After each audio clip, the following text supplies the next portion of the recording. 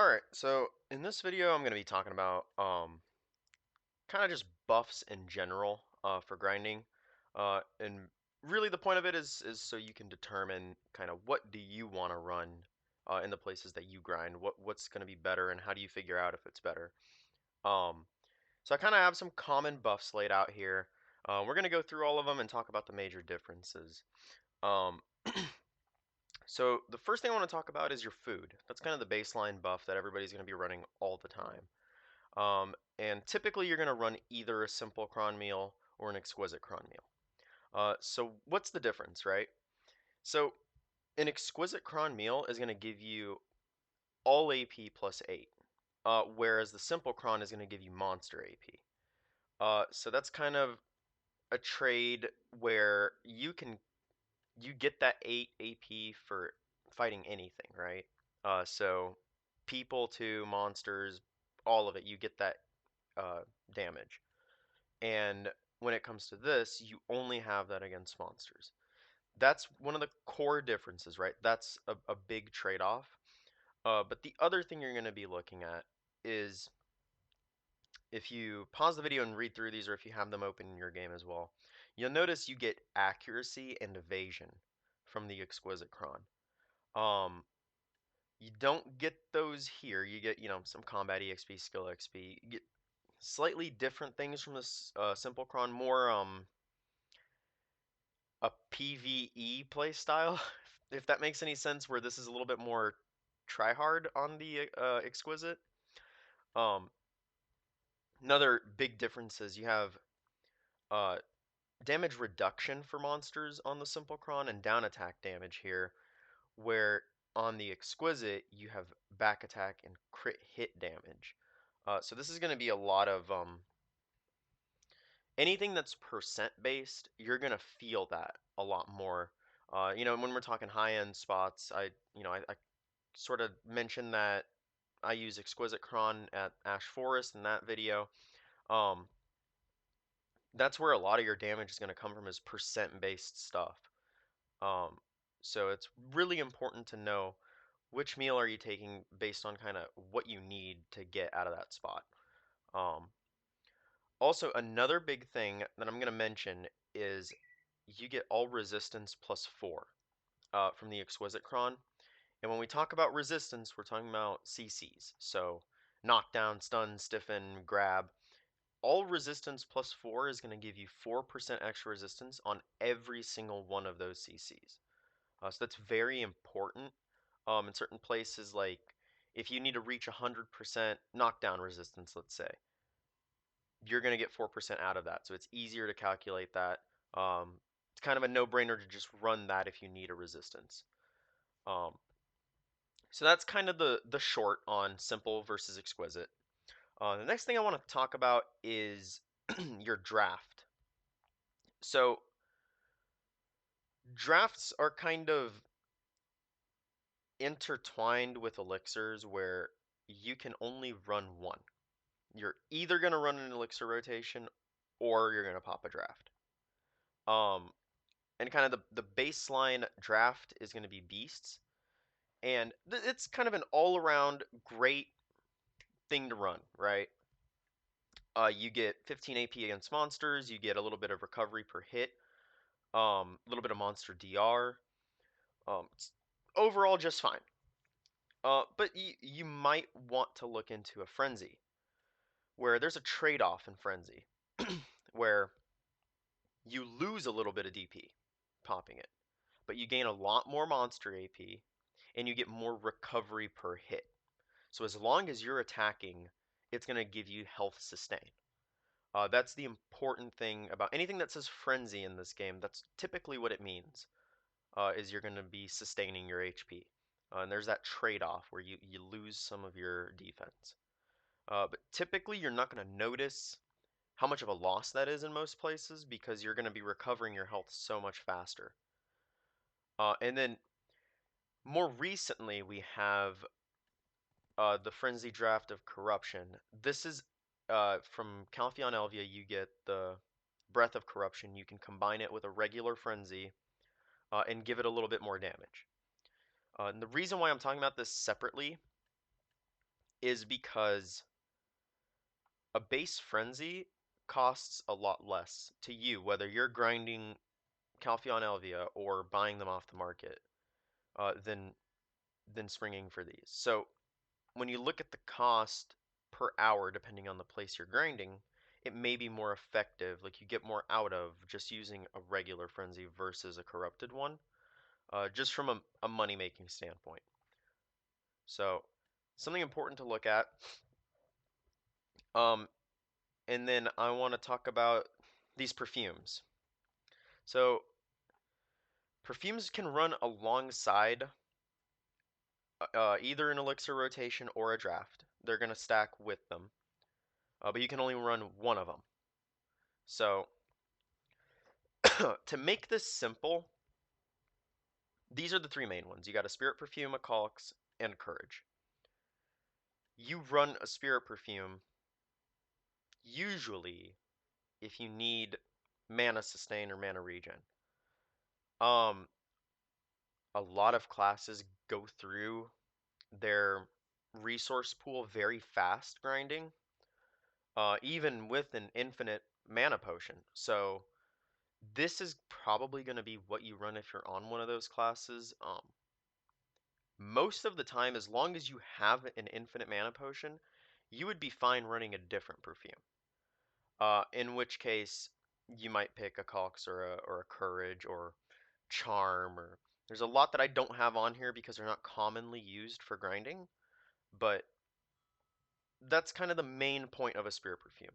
And then of course, you can make it into the bracing spirit, which is a lot like the corrupted frenzy draft, where you get a little bit of monster AP out of it for combining it with the Jade Starlit Breath from Jade Forest.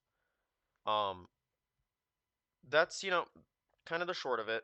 So if you have those breaths, uh, definitely make them better if you're going to use these. If not, then just sell them. So that's my take on spirit perfumes. Uh, and then between Calix and Courage, I have them together here for a reason. They are kind of opposites in a way, where Calix is going to give you health and resistances and DR, and Courage is going to give you big damage, uh, casting speed. This is this is the I want to hurt people and monsters elixir or perfume, and this is the I need to be defensive. So it's good to know. I don't typically run Perfume of Courage in very many places. And the reason why is they are extremely expensive. You're looking at 13.5 mil per. And on a perfume, they run for 20 minutes. So you're looking at 3 of these an hour, whichever one you pick. If there's no deaths, if it's a straight up good hour, you're looking at 3 of them. Where Cox is expensive, right? 5.8 mil. That's still significantly cheaper, less than half the price of a Perfume of Courage. So you will probably see a lot of people use these in PvP. Um, or, let's say you're using a lot of drop rate buffs and you want to get more out of your hour and you're confident in your survivability, you might splurge for the Courage. Uh, Really, you're looking at a Cox if you want the resistance. 10% resistance is really big for stacking it. If you need 100% in one of them. Or, if you get no use out of a spirit perfume like myself, and courage is too expensive, I just run a Cox. Alright, and let's talk about these. Magical elixirs. Everybody has been getting these recently from events and your Black Spirits Adventure, all that stuff. Uh, they are wonderful for making your drafts into hour-long variants. So normally a draft is going to last you 15 minutes. You can combine it with this, so 2 of them of a base draft, you can't use these, with a magical elixir, makes you an hour-long version of it. So you would use this in a spot where you're confident you're not going to die because they do go away if you die. Um,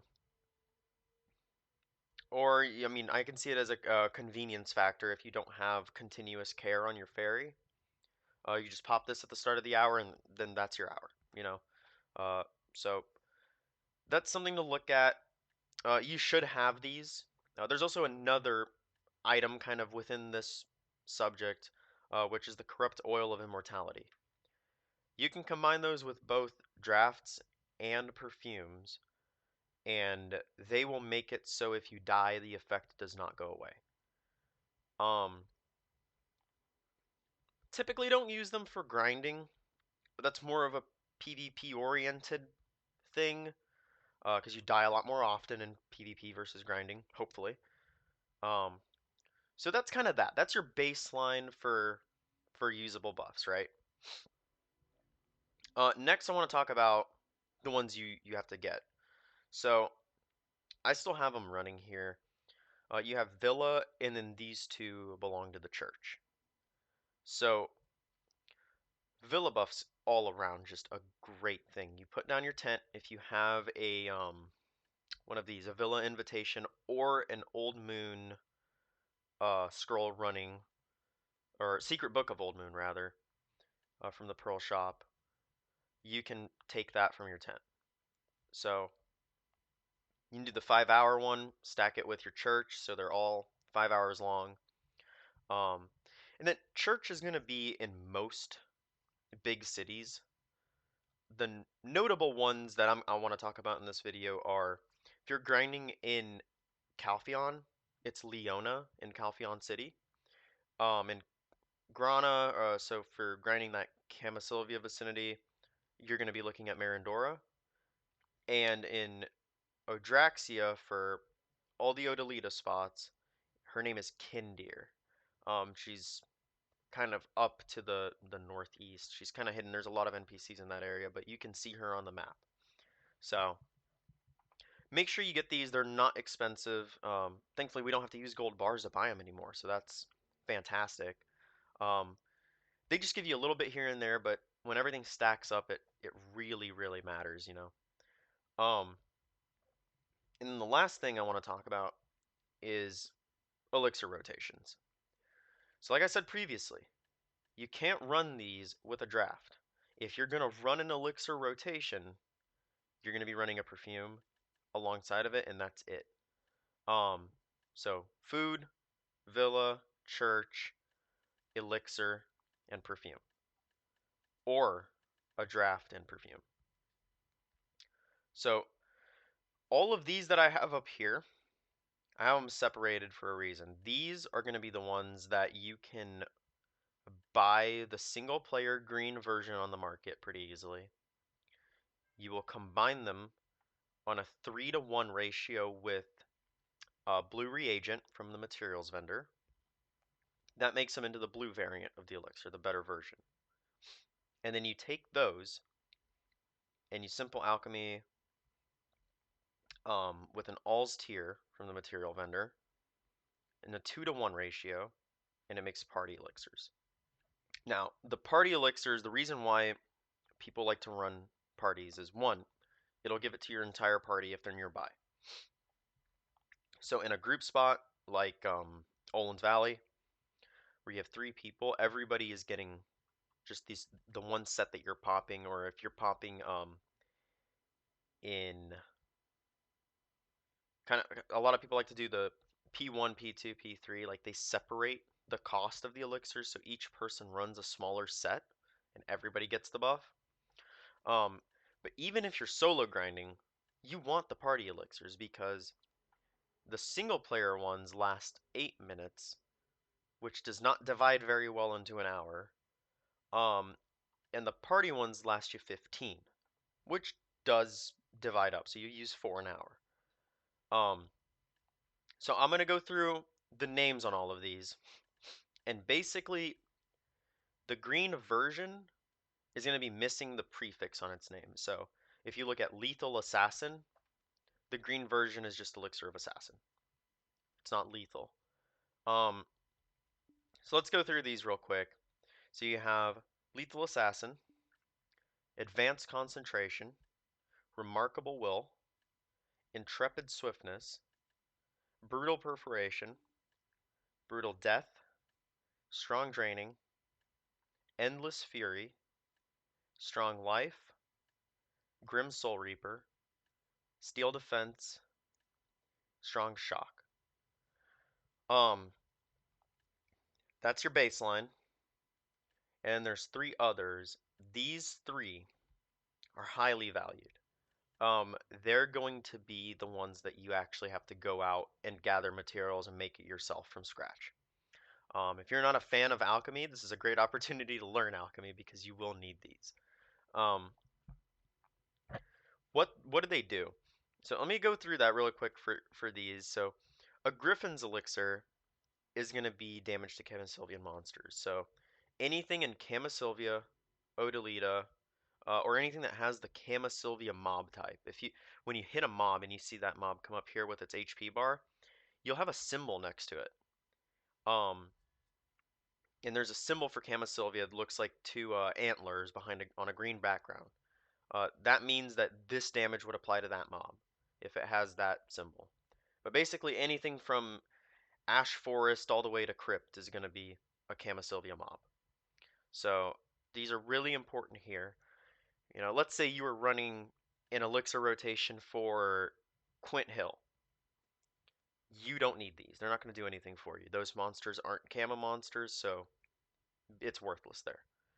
So that's something to know when you're tailoring this to a spot, is what do each of these do and do I need it?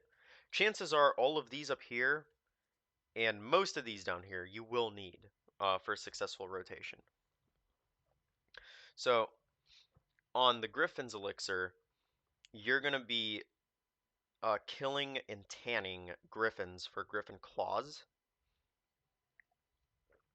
That's going to be the item that's holding you back from buying it on the market because they're rare.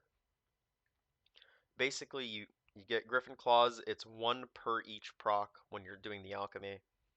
And you'll also need Cedar Sap for this one, which that's not the easiest to get on the market. You can set up some nodes or just go sapping. You use a fluid collector on a cedar tree and you get sap. So that's Griffons.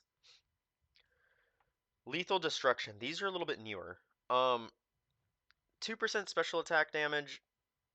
I'm still sort of testing whether they make a big difference in certain places. I run them anyway, just because more damage is more damage.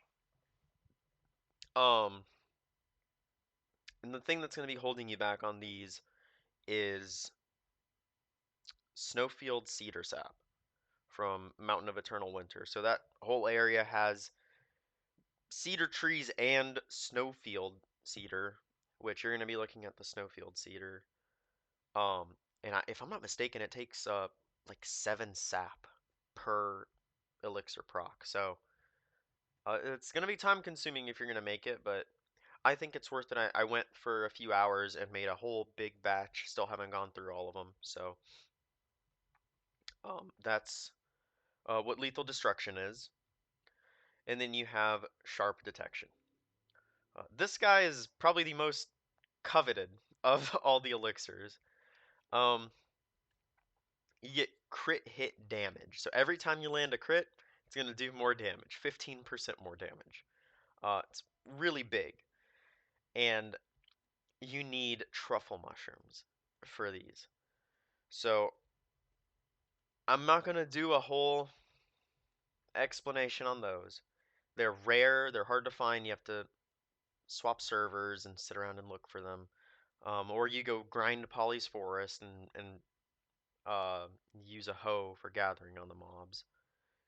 There's a lot of people who have made some great videos on it. I'm going to leave that to them. If you want to look into how to get detections, that's going to be the way to do it. One more thing on buffs. There are such things as furniture buffs, where you put an item in your house, you interact with it, and it'll give you a buff, right? Um, there's a lot of different ones you can use Typically, the only one you're really gonna want is a verdure dough. Um, Specifically the master stuffed verdure dough, the really nice one that lasts you 3 hours. It's an accuracy buff. A lot of people take that into PvP for Node War, Siege, that kind of thing, and they also take them for places like Crypt, where you need accuracy. So that's kind of the one that I use. I don't use a furniture buff for any other grind spot, although I should. They're not very expensive. So uh, my example with the Verger dough, you're looking at 200 mil, gets you one, and you can use it 10 times. Each time you use it gives you 3 hours. So even with travel time, you get 2 hours out of each time. So it's 20 hours for 200 mil for 20 extra accuracy each time. So that's pretty big. I think it's important. So yeah, that's sort of the rundown. I don't know. I don't think I'm missing anything, but for those of you who don't know, that's kind of the gist on buffs. That's what you want to run, and use your fairy if you have continuous care, especially if you're doing an elixir rotation, because it can get very annoying how we used to do it back in our day, having to click each and every single one. Um, so set up your fairy. If you don't have continuous care, I highly recommend you get it because it may not be useful right now to you, but it will be useful later. Um, so yeah, that's all I've got. If you guys have any questions, just leave a comment. I know this isn't the typical video. I'm not very good at making these anyway, but I thought I'd share my take on buffs and what they do for you. So hopefully this helps you get a little bit more trash per hour. And yeah, that's all I got.